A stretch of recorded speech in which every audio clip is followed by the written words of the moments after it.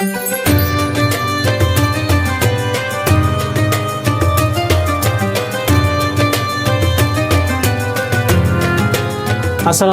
warahmatullahi wabarakatuh. Alhamdulillahirrabbilalamin. Segala puji bagi Allah Subhanahu wa Ta'ala yang telah memberikan kita nikmat iman, nikmat Islam, serta nikmat kesehatan, sehingga pada kesempatan ini kita masih diberi kesempatan untuk bertemu dan bersilaturahmi meskipun melalui media online. Salawat serta salam semoga senantiasa tercurah kepada junjungan kita Nabi Muhammad SAW, kepada keluarga, sahabat, serta seluruh umatnya hingga akhir zaman. Bapak, Ibu, dan anak-anak yang dirahmati Allah, pada kesempatan yang singkat ini izinkan saya menyampaikan sedikit kultum tentang sombong dalam beribadah. Semoga apa yang disampaikan dapat menjadi pengingat bagi kita semua dan membawa manfaat dalam kehidupan sehari-hari. Dalam beragama pun, ibadah misalnya, banyak orang yang jatuh dalam kesombongan, bukan hanya karena harta, kekuasaan, atau kecerdasan. Mengapa? Karena hakikatnya sombong sebagaimana ditegaskan Imam Al-Ghazali dan kitabnya Ihya Ulumuddin adalah menganggap remeh orang lain dan menilai dirinya lebih mulia. Padahal, pada hakikatnya segala kebesaran, keagungan, dan kemuliaan hanya pantas dan dimiliki Sang Kholik, yaitu Allah Subhanahu wa Ta'ala, bukan pada makhluk manusia. Seseorang yang sombong akan menolak nilai kebaikan dan fakta kebenaran yang disodorkan kepadanya. Padahal, dia tahu itu adalah benar. Dirinya merasa tidak pantas menerima masukan, tidak mau duduk sama rendah dan berdiri sama tinggi. Dia juga tidak mau mencintai manusia, padahal dirinya ingin dicintai. Gampang menyakiti sesama, tidak bisa menahan emosi, kebencian, selalu berdusta dan menyebarkan kedustaan atau hoak, serta tidak bisa memberi nasihat dengan santun, apalagi menerima nasihat. Kesimpulannya, pada diri orang yang sombong terkumpul segala sifat yang buruk dan perbuatan yang tercela.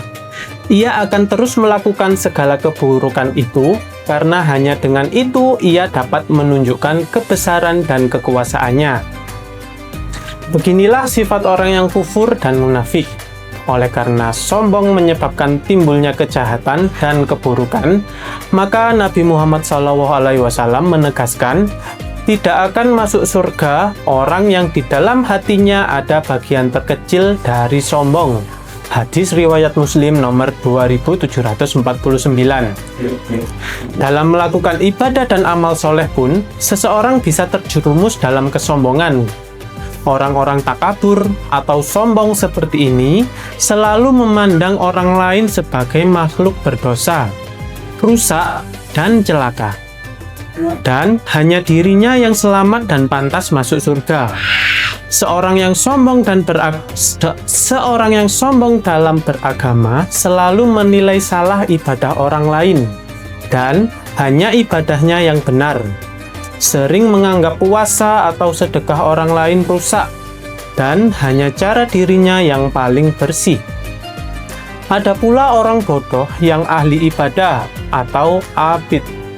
Sibuknya hanya mengawasi dan menilai kekurangan sholat dan doa orang lain, tapi dia sendiri lalai menjaga khusyuk dan ikhlas dirinya.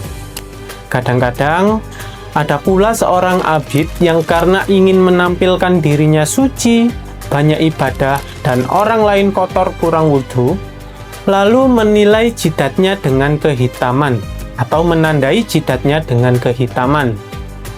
Demikian juga karena ingin dinilai lebih saleh dan taat dibandingkan orang lain. Maka ada yang tampil beragamis, bersopan, bersorban, dan berjenggot. Perilaku dan motif seperti ini adalah kekeliruan sekaligus kebodohan dalam beragama. Sehingga Imam Asy-Syahroni digolongkan sebagai orang-orang yang tertipu atau al-mukhtarin dalam ibadahnya. Mereka yang berperilaku dengan tujuan demikian sesungguhnya terperdaya oleh jebakan setan.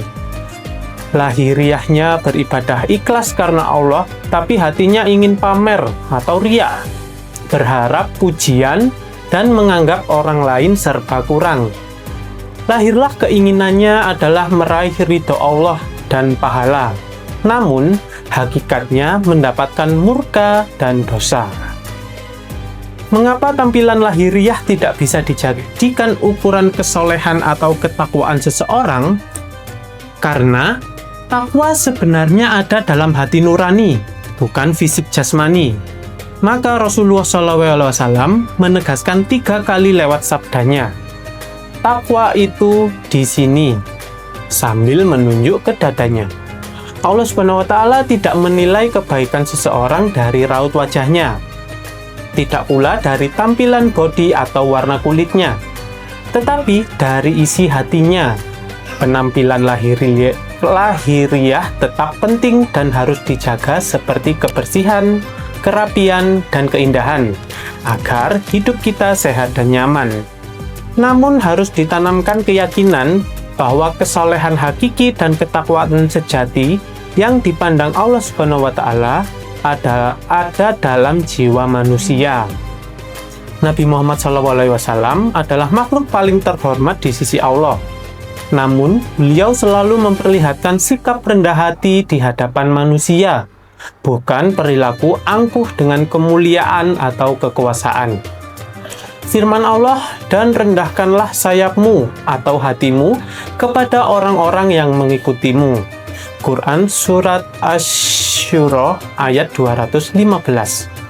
Dengan kerendahan hati atau tawadhu, serta meninggalkan kesombongan atau takabur, maka beliau menjadi manusia paling mulia, takwa, sukses, paling berlapang dada, bertenggang rasa, toleran, penyayang, sabar, teguh, selalu tersenyum, dan paling bahagia.